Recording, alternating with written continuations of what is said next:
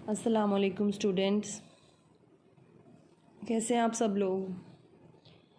آج ہمارا جو لیکچر کا ٹاپک ہے وہ ہے 1857 کی جنگ آزادی میں صحافت کا کردار۔ تو role of journalism in the war of independence of 1857۔ انقلاب نہ تو ایک دن میں جنم لیتا ہے اور نہ ایک دن میں ختم ہوتا ہے۔ یہاں سے ہمارا ٹاپک، اس لائن سے ہمارے آج کے ٹاپک کا آغاز ہو رہا ہے۔ تو پہلی بات تو یہ ہے کہ یہ کلیئر کرنا ضروری ہے کہ انقلاب کیا ہوتا ہے اور کس طرح یہ اس لائن کا مطلب میں آپ کو سمجھاتی ہوں۔ یہ بہت اہم بات لکھی ہوئی ہے، آپ لوگوں کے لیے جاننا بہت ضروری ہے۔ انقلاب کیا ہوتا ہے؟ انقلاب بدلاؤ ہوتا ہے، چینج ہوتا ہے۔ چینج فار گڈ بھی ہو سکتا ہے، چینج فار بیڈ بھی ہو سکتا ہے، ٹھیک ہے۔ انقلاب قومیں جب انقلاب لے کے آتی ہیں تو قوموں میں انسان ہوتے ہیں اور انسان اتنی جلدی نہیں بدلتے۔ انسان کے رویے میں، ان کے کام کرنے کے عمل میں جو بدلاؤ ہے وہ آہستہ آہستہ آتا ہے، بہت جلدی نہیں کہ آج رات کو سوئیں ہیں تو صبح ہم اٹھیں گے تو ہم بدل چکے ہوں گے۔ یا اگر کسی بھی ملک کی ہم نے تقدیر بدلنی ہے، کسی ملک کو ہم نے اچھا بنانا ہے، تو ایسی نہیں ہے کہ رات کو ہم سوئیں گے اور صبح اٹھیں گے تو ملک جو ہے وہ اچھا ہو چکا ہوگا۔ آہستہ آہستہ جیسے چیزیں خراب ہم آہستہ آہستہ کرتے ہیں نا ایک ایک کر کے، ویسے چیزیں ٹھیک بھی آہستہ آہستہ ہوتی ہیں۔ تو آہستہ آہستہ اگر ہم لوگ کسی کے ذہن میں ایک چیز ڈالتے رہیں گے، جیسے بچوں کے ذہن میں ہم لوگ یہ چیز ڈالتے ہیں کہ اپنے ملک کو ہم نے صاف ستھرا رکھنا ہے، کرپشن سے بچانا ہے، یہ بات بری ہے، یہ بات اچھی ہے، تو ایک ہی دفعہ پہ بچے نہیں سمجھ جاتے، ان کو بار بار بتانا پڑتا ہے، سمجھانا پڑتا ہے، تبھی ان کی جو شخصیت ہے وہ بنتی ہے۔ تو اسی طرح انقلاب کا بھی یہ ہے کہ بہت سی قربانیاں دینی پڑتی ہیں انقلاب مطلب بدلاؤ لانے کے لیے، غلامی سے چھٹکارا حاصل کرنے کے لیے، اپنے آپ کو منوانے کے لیے بہت سی قربانیاں دینی پڑتی ہیں، اور اس کے پیچھے بہت سے عوامل جو ہیں وہ کار فرما ہوتے ہیں۔ تو جو 1857 کا انقلاب تھا یا جنگ آزادی آپ کہہ لیں، اس میں جہاں بہت سی باقی باتیں عوامل کار فرما تھے، صحافت کے کردار کو بھی ہم جو ہے وہ نظر انداز نہیں کر سکتے۔ تو اب اس ٹاپک کا مقصد یہی ہے کہ ہم وہ عوامل کا جائزہ لیں کہ صحافت نے کیا کردار ادا کیا تھا 1857 کی جنگ آزادی میں۔ ہم لوگوں نے برصغیر کی صحافت جب پڑھنا شروع کی تو ہم نے پڑھا ہے کہ اخبار آغاز کہاں سے ہوا تھا؟ Hicky Gazette was the first newspaper of Indian subcontinent, ٹھیک ہے۔ برصغیر پاک و ہند کا پہلا اخبار ہکی گزٹ تھا۔ جیمز آگسٹس ہکی نے کلکتہ سے یہ اخبار نکالا تھا، تو یہ اخبار انگلش تھا، ہکی گزٹ، ٹھیک ہے۔ اور اس کے طرز عمل سے یہ بات یہاں تھی، مطلب وہ جو تھا ہکی، اس نے حکومت کی مخالفت میں اپنا ذاتی دشمنی نکالنے کے لیے اس نے وہ اخبار نکالا تھا۔ تو اخبارات کی ابتدا سے لے کر انقلاب تک کسی نہ کسی صورت میں عوام کے دلوں میں کمپنی کے خلاف نفرت کے جذبات پیدا کرنے والے کون تھے؟ اخبارات، ٹھیک ہے۔ اب ہم یہ دیکھیں گے کہ اس دور کے اخبارات کی کون سی نمایاں خصوصیات تھیں جنہوں نے انقلاب میں اپنا کردار ادا کیا۔ سب سے پہلے تو تھے صحافت پر انگریزی قبضہ، یعنی کہ اس دور میں جو انگریز باشندے تھے نا، وہ کسی نہ کسی طرح صحافت سے منسلک تھے ہی۔ اگر وہ مطلب ایک اردو بھی اخبار ہے نا، تو موسٹلی ان کے جو ایڈیٹر یا مالک تھے وہ انگریز تھے۔ اگر وہ کوئی بنگالی یا کوئی اگر وہ کوئی انگریزی اخبار ہے تو اس کے بھی مالک انگریز تھے۔ مسلمانوں کی جو زیر ملکیت اخبارات تھے نا، وہ بہت کم تعداد میں تھے، ٹھیک ہے۔ پھر اس کے بعد ہیں local news papers. Local news papers کون سے ہوتے ہیں؟ دیسی اخبارات ہوتے ہیں نا، کسی اسپیسیفک ایریا کے سے نکلنے والے، یعنی کہ تامل میں، بنگالی میں، جو مختلف ایریاز ہوتے ہیں نا، ان کی اپنی لینگویج کے اخبارات ہوتے ہیں، اور یہ ہفت روزہ تھے اور ان کی قارئین کی تعداد جو ہے وہ بہت کم تھی۔ پھر غیر مسلم اکثریت، زیادہ ہم لوگ پڑھ چکے ہیں کہ زیادہ اخبارات تھے وہ غیر مسلم اکثریت میں تھے، مطلب اردو بھی جو اخبارات کافی زیادہ تھے، ان کے مالک اور ایڈیٹر جو تھے وہ انگریز تھے۔ دلی سے زیادہ اخبار جو نکلتے تھے ان کے مالک مسلمان تھے، لیکن جو باقی تھی اوور آل دیکھیں تو اس میں بہت کم مسلمان اون کرتے تھے کوئی بھی نیوز پیپر۔ مسلم اخبارات جو بیسکلی تھے بھی وہ بہت ہی اعتدال پسند ان کی پالیسی تھی کہ وہ حکومت کے خلاف نہیں لکھ سکتے تھے، وہ نکتہ چینی حکومت کے خلاف نہیں کر سکتے تھے۔ انگریزوں کا یہ پرابلم تھا، جو ایسٹ انڈیا کمپنی مطلب جو حکومت تھی ان کے خلاف وہ کوئی بات نہیں لکھ سکتے تھے، لیکن جو انگریز تھے نا جس کے ایڈیٹر وغیرہ، وہ کیا کرتے تھے کہ اگر انہوں نے کوئی اپنی ذاتی دشمنی نکالنی ہوتی تھی نا حکومت سے، تو وہ ان کے خلاف جی بھر کے لکھ لیتے تھے، نکتہ چینی بھی کر لیتے تھے، لیکن بعد میں وہ کیا کرتے تھے کہ وہی حکومت کے فرائض سر انجام دینا شروع کر دیتے، وہی جو بات وہ انگریز جو تھے حکومت لوگوں کے دلوں میں ڈالنا چاہتے تھے، وہی باتیں پھر سے لکھنا شروع کر دیتے تھے۔ تو اس زمانے کے جو اخبارات تھے وہ کون کون سے تھے؟ سب سے پہلے تو کلمی اخبارات تھے، پھر تھے دیسی اخبارات، پھر فارسی اخبارات اور پھر انگریزی اخبارات۔ اور انہوں نے کیا کیا صحافت مطلب انہوں نے انقلاب میں ان اخبارات نے کیا کیا رول پلے کیا؟ سب سے پہلے ہینڈ ریٹن نیوز پیپر یعنی کہ قلمی اخبارات۔ قلمی اخبارات نے انقلاب میں بہت زیادہ اہم کردار انجام دیا۔ وہ کس طرح انجام دیا تھا کہ جو قلمی اخبار ہوتا ہے نا وہ ہاتھ سے لکھے، فار ایگزامپل میں نے کسی کے خلاف نفرت ابھارنی ہے لوگوں کے دلوں میں نے ہاتھ سے لکھا اخبار پورے شہر میں پھیلا دی، اوپر میں نے اپنا نام بھی نہیں لکھا، پتہ بھی نہیں لکھا، اس شخص کے خلاف لوگوں کے دلوں میں نفرت بھی پھیل گئی ہے، میں نے اپنا کام بھی کر دیا، میرا نام پتہ بھی کسی کو معلوم نہیں ہوا۔ اس کے بعد ایک تو یہ کام ہوتا تھا، دوسرا یہ ہوتا تھا کہ لکھ کے اور ایک مخصوص جگہ پہ کھڑا ہو کے وہ شخص اخبار پڑھتا تھا اور لوگ سن لیتے تھے۔ تو اس زمانے میں بہت زیادہ جو ہندوستانوں نے بڑے وسیع پیمانے پر قلمی اخبارات جاری کیے۔ ان کا مقصد کیا تھا؟ جذبہ جہاد کی بیداری، یعنی کہ لوگوں کو اس بات پہ اکسانا کہ اب مطلب غلامی کا احساس دلانا کہ اب انگریز جو ہیں وہ حکمران ہیں اور ہم جو ہیں وہ غلام ہیں، اور ہمیں ان کے خلاف جہاد کرنا چاہیے، ان کی جنگ کرنی چاہیے ہمیں ان کے خلاف، انگریزوں کے خلاف جنگ۔ یعنی کہ مقصد یہی تھا کہ لوگوں کو اتنا متنفر کر دیا جائے، وہ اتنی نفرت کرنے لگیں کہ بالآخر جنگ، کھلے عام جنگ کا اعلان کر دیں۔ انگریزوں پر نکتہ چینی کی جاتی تھی بہت زیادہ، یعنی ان کی برائی کو تو برائی کہا جاتا تھا، ایون کہ ان کی اچھائی کو بھی برائی کہا جاتا تھا، اور یہ احساس دلایا جاتا تھا کہ یہ تو لوٹ کھسوٹ کرتے ہیں ملک میں۔ حکومت پر طنز کیا جاتا تھا، بلا وجہ تنقید اور طنز کیا جاتا تھا۔ قلمی جو اخبارات تھے ان کے اثرات پھر کیا ہوئے کہ یعنی کہ اگر ہر قلمی اخبار کو کا جائزہ لیا جائے تو اس کا مقصد یہ تھا کہ سراسر بغاوت اس کا مقصد تھا کہ ایک ایک لفظ سے انگریزوں کے خلاف نفرت کے انبار نظر آتے تھے، ٹھیک ہے، اور ان کا مقصد ہی یہی تھا کہ انگریزوں سے کے خلاف جو نفرت ہے وہ لوگوں کے دلوں میں بھر دی جائے۔ سر جان میلکم یہ لکھتے ہیں کہ 1806 میں جو ویلور غدر ہوا تھا اس کی وجوہات میں سب سے بڑا دخل قلمی اخبارات کا ہے۔ اور لارڈ آکلینڈ یہ لکھتے ہیں کہ ہندوستان کے جو گورنر جنرل تھے 1836 میں، وہ لکھتے ہیں کہ ہم پہ جب بھی کوئی برا وقت آیا ہے تو قلمی اخبارات نے اتنی زیادہ اشتعال انگیزی پر اتر آتے ہیں کہ وہ مطلب کہ وہ زیادہ ہی اس چیز کو ابھار دیتے ہیں۔ پھر لارڈ میکالے کیا کہتے ہیں؟ لارڈ مکالے کہتے ہیں 1836 میں گورنر جنرل کی کونسل کے ایک رکن لارڈ میکالے نے ایک نوٹ میں کہا کہ صرف دلی سے ہر ہفتے 120 اخبارات باہر بھیجے جاتے ہیں، اس کے مقابلے میں مطبوعہ دیسی اخبارات کی اشاعت کل 300 ہے۔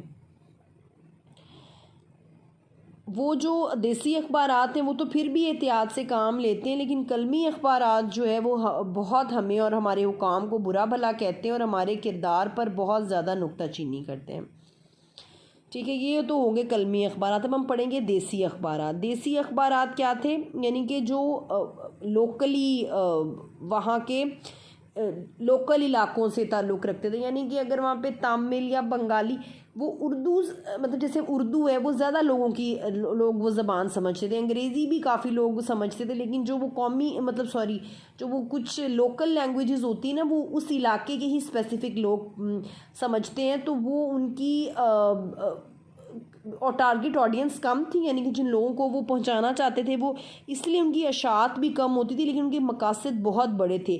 جتنی ان کی اشاعت کم تھی انہوں نے نفرت بہت زیادہ پیدا کر دی تھی لوگوں کے دلوں میں۔ تو اس میں ایسے بھی اخبارات تھے جو حکومت کی حمایت میں لکھتے تھے، اور بہت سے ایسے اخبارات تھے جو حکومت کے خلاف لکھتے تھے، اور اس کے اوپر سونے پہ سہاگا کا کام کرتے تھے۔ انگریزی اخبارات کیا کرتے تھے کہ وہ دیسی اخبارات کو ہی تنقید کا نشانہ بناتے تھے، کہ اپنے اخبارات میں دیسی اخبارات کے خلاف ہی لکھتے تھے۔ فار ایگزامپل آپ ایک دیکھ لیں، دا پنجابی میں انہوں نے لکھا تھا کہ ہمیں معلوم ہے کہ بہت سے دیسی اخبارات ہماری فوج کے سپاہیوں میں تقسیم کیے جاتے ہیں، یعنی کہ اس وقت انگریزی فوج میں صرف انگریز ہی سپاہی نہیں تھے، ہندوستان کے لوگ، یعنی کہ مسلمان بھی تھے اس میں، ہندو بھی تھے، بنگالی بھی تھے، ہر مطلب قوم کے لوگ اس وقت اس میں موجود تھے۔ تو وہ کیا کیا جاتا ہے کہ وہ لوکل سپاہیوں میں بہت زیادہ مقبول ہیں دیسی اخبارات، تو ہمیں ڈر ہے کہ یہ ان میں شرارت کو ابھاریں گے، یعنی کہ ان کو، کیونکہ ظاہر ہے ان اخبارات میں انگریزوں کے خلاف اتنی نفرت ہوتی تھی، تو انگریز ڈر گئے تھے ان اخبارات سے کہ اگر سپاہی یہ ہر روز اخبار پڑھیں گے تو ان کے دل میں تو بہت زیادہ نفرت پیدا ہو جائے گی۔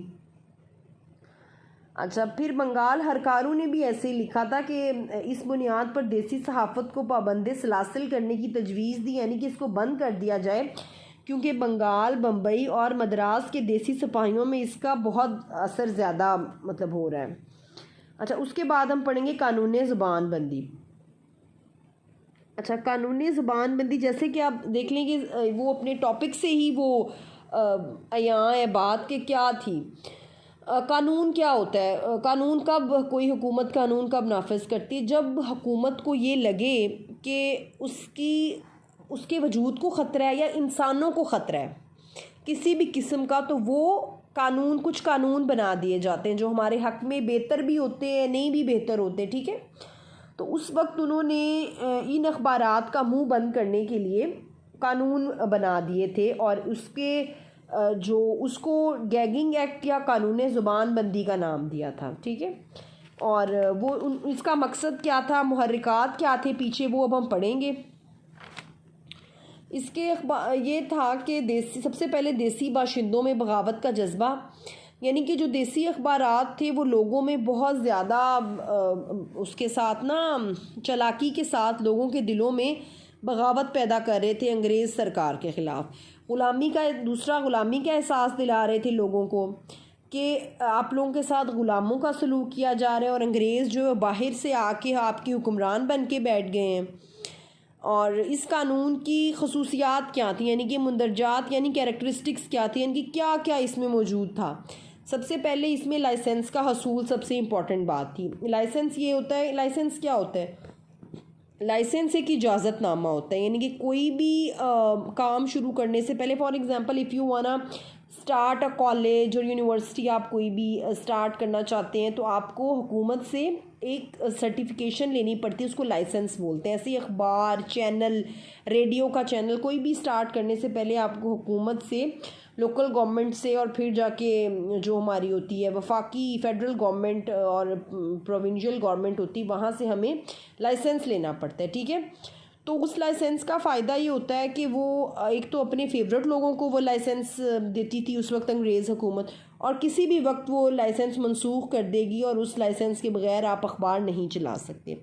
سینسرشپ کا بھی اس حکومت کو، اس قانون کا یہ فائدہ ہوا کہ جب چاہے کوئی بھی اخبار بند کر دیا، اور آزادی صحافت جو ہے بالکل ختم ہو گئی۔ اور یہ قانون جو تھا یہ صرف دیسی اور قلمی اخبارات ہی اس کی زد میں نہیں آئے تھے، بلکہ بہت سے انگریزی اخبارات بھی جو تھے وہ مطلب باغی بھی، وفادار بھی، سارے ہی اس کی زد میں آ گئے تھے۔ اور اس قسم کے سیاہ قانون کی موجودگی میں جہاں کسی کو کوئی بات کرنے کی بھی اجازت نہیں تھی، اخبارات بھلا آزادی کے تحریک میں کیا کردار ادا کر سکتے تھے؟ اس وقت نہیں۔ آپ یہ دیکھیں کہ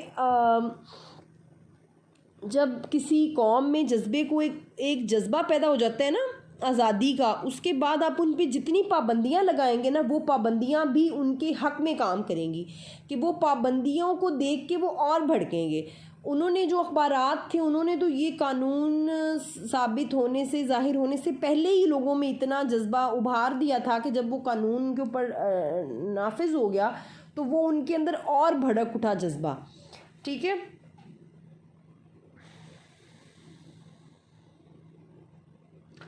اس قانون کے متعلق لارڈ کیننگ کہتے ہیں ہم نے دیسی اور یورپی صحافت کے لیے اس غرض سے قانون نافذ کیا ہے کہ بعض اوقات انگریزی اخباروں میں بظاہر بے ضرر چیزیں چھپتی ہیں مگر جب ان کا ترجمہ دیسی اخبارات میں چھپتا ہے تو وہ خطرناک نوعیت کی حامل ہو جاتی ہیں. اس کے بعد اس کا رد عمل کیا نکلا تھا ان اخبارات کا کیا اس کالے قانون کے خلاف ہر غیر جانبدار اخبار نے احتجاج کیا اور اینگلو انڈین اخبار بھی اس کے خلاف سراپا احتجاج بن گئے تھے.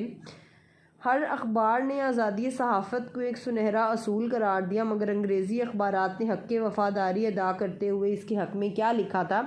لاہور کرونیکل نے لکھا کہ ہمارے پاس اس بات کا مطلب ثبوت ہے کہ جو دیسی اخبارات ہیں وہ لوگوں میں سازش اور بغاوت پیدا کرتے ہیں لیکن یہ دلیل بہت بودھی ہے کہ دیسی صحافت مطلب اگر اور یہ بات بہت غلط ہے کہ ان کی سزا ہم جیسے اخبارات کو بھی ملتی ہے.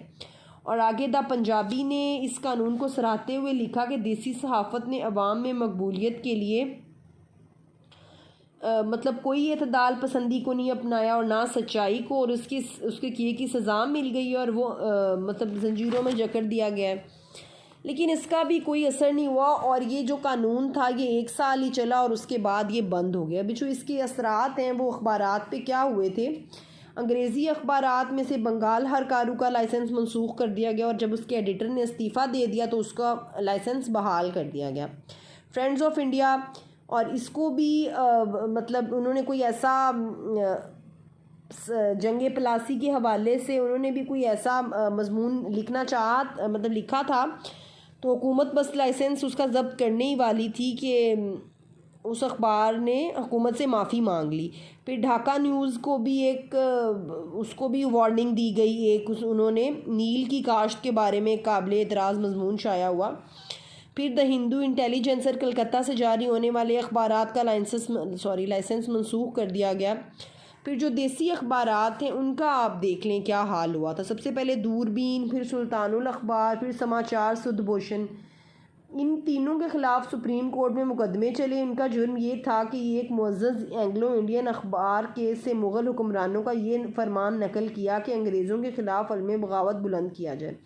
یعنی کہ بیسیکلی یہ خبر چھپی ہوگی کسی اینگلو انڈین اخبار میں اور انہوں نے وہ اس کا ترجمہ کر دیا کہ مغل حکمران یہ کہتے ہیں کہ انگریزوں کے خلاف علم بغاوت بلند کیا جائے. ٹھیک ہے. پھر فارسی کے جو اخبارات تھے ان میں گلشن نوبہار, اس پہ یہ الزام لگایا گیا کہ 21 جون 1857 کو وہ دو ایسے مضمون شائع کیے گئے کہ جس میں لوگوں میں باغی جذبہ مطلب باغیانہ جذبہ پیدا ہوا اور حکومت کے خلاف اکسایا.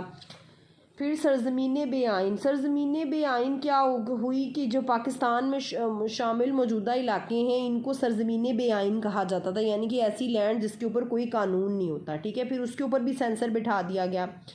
پھر ہے مرتضائی جو اخبار تھا اس کو ایک غلط خبر شائع کرنے کے الزام میں بند کر دیا گیا. اس پر یہ الزام تھا مطلب خبر جو تھی نا وہ غلط تھی. پھر چشمہ فیض حکومتی ترجمان تھا مگر جب حکمرانوں نے محسوس کیا کہ یہ بھی صراط مستقیم سے ہٹ رہا ہے تو اس پر بھی سینسر بٹھا دیا گیا اور اس کو حکم دیا گیا کہ اس کو دلی میں منتقل کر دیا جائے. پھر ریاض الاخبار جو ملتان سے نکلتا تھا اس کو بھی حکومت نے مطلب بہت سخت سینسرشپ کی پابندیوں میں جکڑ دیا اور کچھ دیر بعد وہ پریس ضبط ہو گیا اور وہ پریس ضبط کر لیا جہاں سے ریاض الاخبار نکلتا تھا. اس کالے قانون نے صحافت کو بہت متاثر کیا اور جو اخبار بھی حکومت کے بتائے ہوئے رستے سے ہٹتے تھے ان کو مطلب بند کر دیا جاتا تھا. اور ایسے ماحول میں جو تھا وہ ظاہر ہے سچ کو آپ چھپا نہیں سکتے اور جب کوششیں کرتے ہیں تو پھر وہ لوگ اور مشتعل ہو جاتے ہیں. اچھا, یہ اب ہمارا جو قانون زبان بندی ہے یہ بھی ہو گیا اور ہمارا 1857 کی جنگ آزادی میں بیسیکلی جو تھا نا ہم نے یہ 4 جو اخبار اس میں سے کلمی اخبارات بھی ہو گئے, دیسی اخبارات بھی, فارسی بھی اور انگریزی اخبارات. اچھا، اردو اور دیگر دیسی زبانوں کے کلمی اور مطبوعہ اخبارات تو پابندیوں کی زد میں تھے، لیکن انگریزی جو اخبارات تھے وہ کھل کے لکھ رہے تھے، لیکن حکومت کے خلاف وہ نہیں لکھ سکتے تھے. انگریزی اخبارات کا حقیقی عکس یہ تھا کہ وہ جتنا ان کے دل میں زہر تھا مسلمانوں کے خلاف وہ کھل کے لکھتے تھے، ان کو کوئی روکنے والا نہیں تھا. یعنی کہ بنگال ہرکارو میں یہ تھا کہ مسلمانوں کے جذبات کو ہوا دینے کے لیے کافی تھا کہ ہر مسمار شدہ گرجے کے مقابلے میں 50 مسجدیں مسمار کر دی جائیں. یعنی کہ اس سے جامعہ مسجد، دلی کی جامعہ مسجد سے یہ اس چیز کا آغاز کیا جائے اور ہر مقتول عیسائی مرد، عورت اور بچے کے بدلے میں ایک ایک باغی کو گولی مار دی جائے. بمبئی ٹائمز نے بھی خون کے بدلے خون کا نعرہ بلند کیا. اس پر اخبار کے بورڈ آف ڈائریکٹر نے ایڈیٹر ڈاکٹر بوئسٹ کو برطرف کر دیا. لاہور کرونیکل میں ایک اداریہ چھپا جس کا عنوان تھا خونی انتقام واحد صحیح پالیسی تھا. یعنی کہ مسلمانوں کے خلاف ہر اخبار میں زہر اگلا گیا، لیکن ان کو روکنے والا کوئی نہیں تھا. اچھا، کل ہم انشاءاللہ جو ہے نیکسٹ لیکچر میں وہ دلی کے اخبارات سے سٹارٹ کریں گے. تو یہاں تک جو آپ کو یہ لیکچر ہے اس کو آپ اچھی طرح پڑھیں اور سمجھیں. چلیں، تب تک اپنا خیال رکھیے گا. اوکے، اللہ حافظ.